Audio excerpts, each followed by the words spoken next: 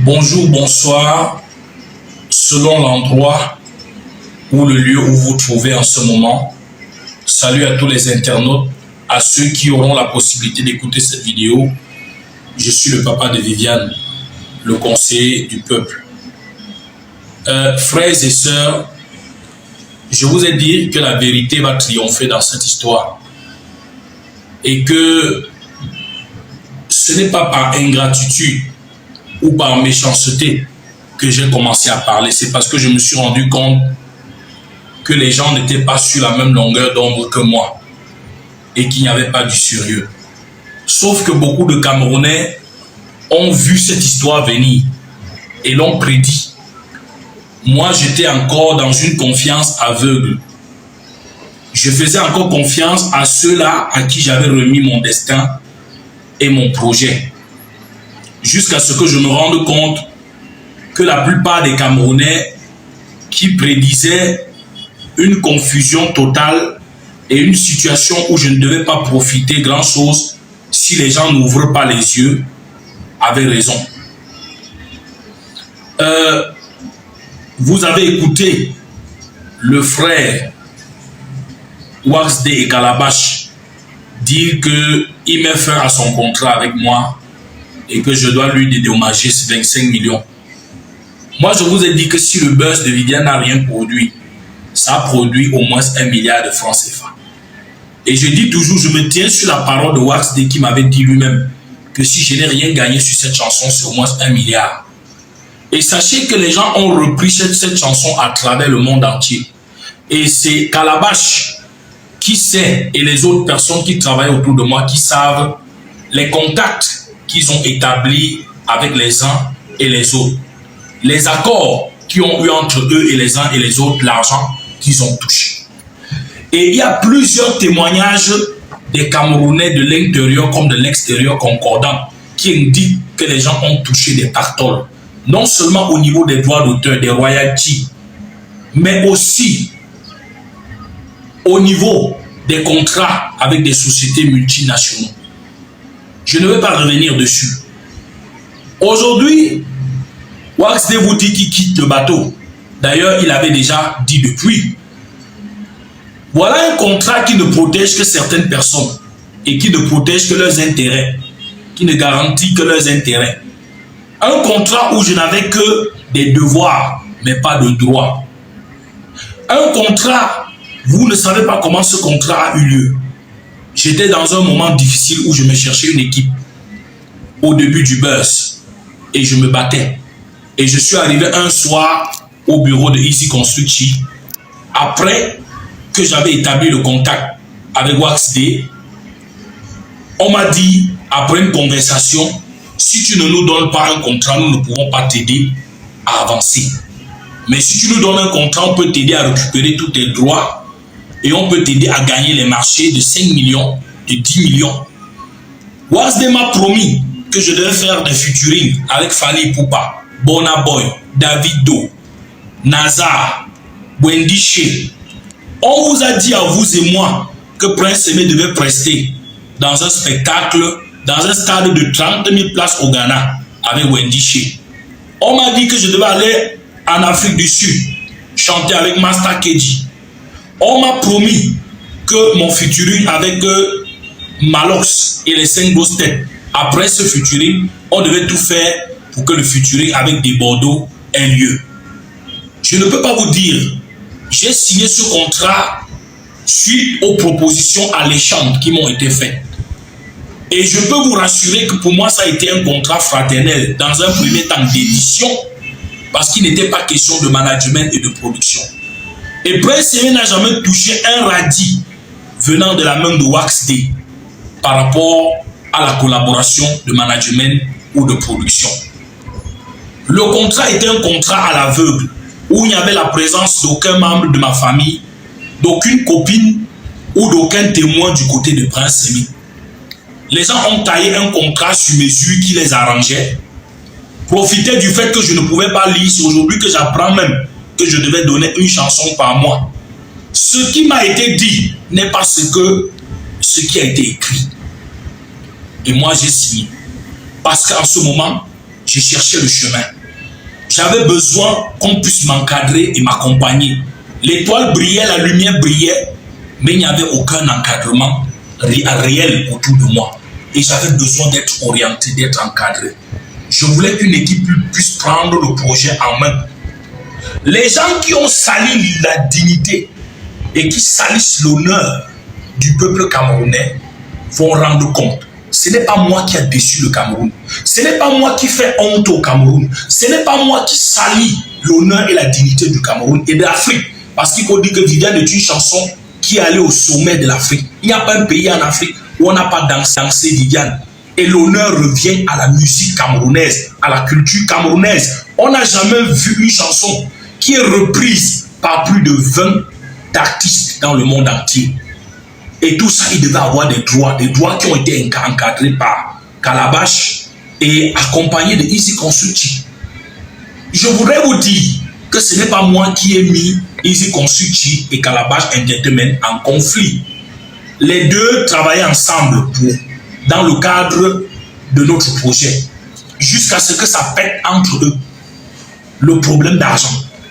Et c'est d'abord Easy Consulting apparemment qui aurait retiré Wax Day et Calabash de ma page Facebook, YouTube et TikTok.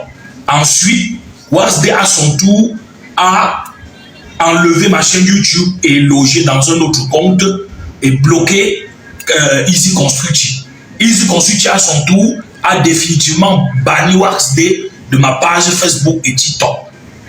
Parce qu'il y a eu clash entre eux par rapport à la magouille qui se faisait. Moi-même, j'étais au milieu, j'étais perdu. Vous voulez que je vous raconte quoi? Vous voulez que je vous raconte quoi? On a parlé de la chambre. Vous voulez que je vous raconte l'histoire de la chambre? Vous voulez que je vous raconte l'histoire de la chambre dont on dit qu'on m'a logé à Santa Barbara et où j'ai refusé de rester? Vous voulez que je vous raconte quoi?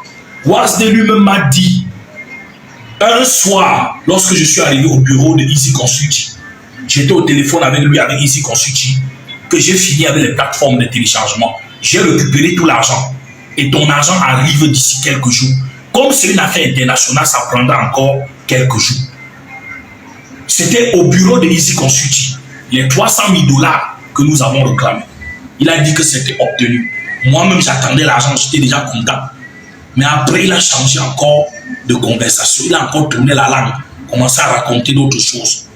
Vous voulez que je vous dise quoi? Des promesses qui m'ont été faites et qui n'ont pas été tenues. Si on veut parler de celui qui n'a pas respecté son engagement, qui n'a pas respecté son engagement? Qui n'a pas respecté son engagement dans cette histoire? Il faut dire que je n'ai jamais reçu un radis dans le cadre de la production. Je l'ai déjà dit. Je me permets de me répéter. C'est de la tautologie. Donc, je voudrais dire que c'est pas Wax Day, Calabash ou même mes frères de Easy, pour qui j'ai beaucoup de respect, qui ont amené la lumière autour de Prince Aimé. Les gens qui ont fait le job, nous le savons tous. Il y a des Bordeaux, il y a les frères au Nigeria, il y a Malheur Survivor et toute la solidarité camerounaise autour. Wax Day n'a fait qu'accompagner le projet. Il n'a fait qu'accompagner la solidarité camerounaise autour du projet Viviane. C'est pas lui et ce n'est pas qui que ce soit qui a apporté la lumière autour de Prince Aimé. Nous tous, nous sommes importants les uns pour les autres, mais personne n'est indispensable. Dieu est le Dieu de tout un chacun. Qui aurait cru que Prince Aimé ressusciterait autant, avec autant d'énergie et d'engouement en 2024? Ce sont les choses de Dieu.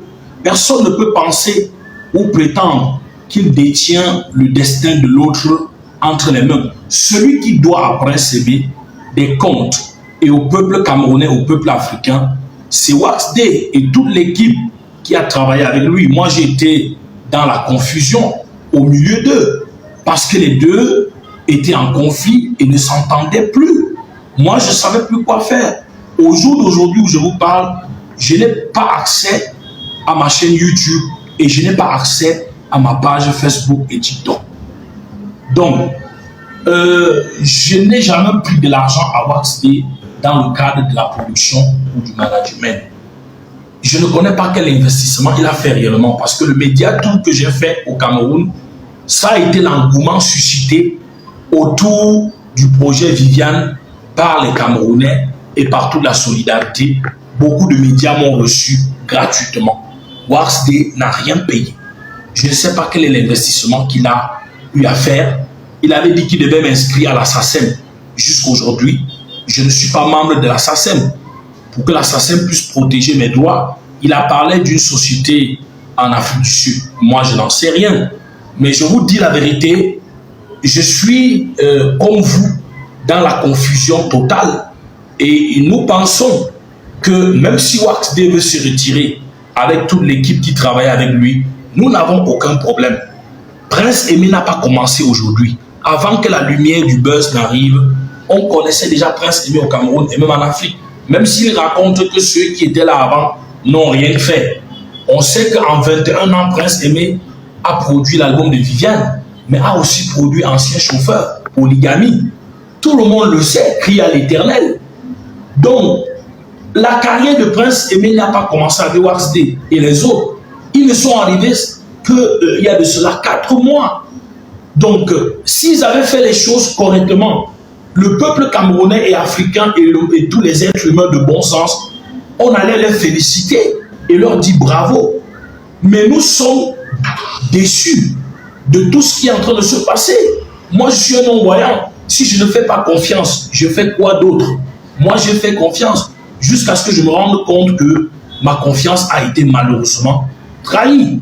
Donc, je n'en dirai pas assez. Vous voulez que je vous parle de quoi? De la chambre, de l'histoire de la chambre? Je vous raconterai l'histoire de la chambre plus tard.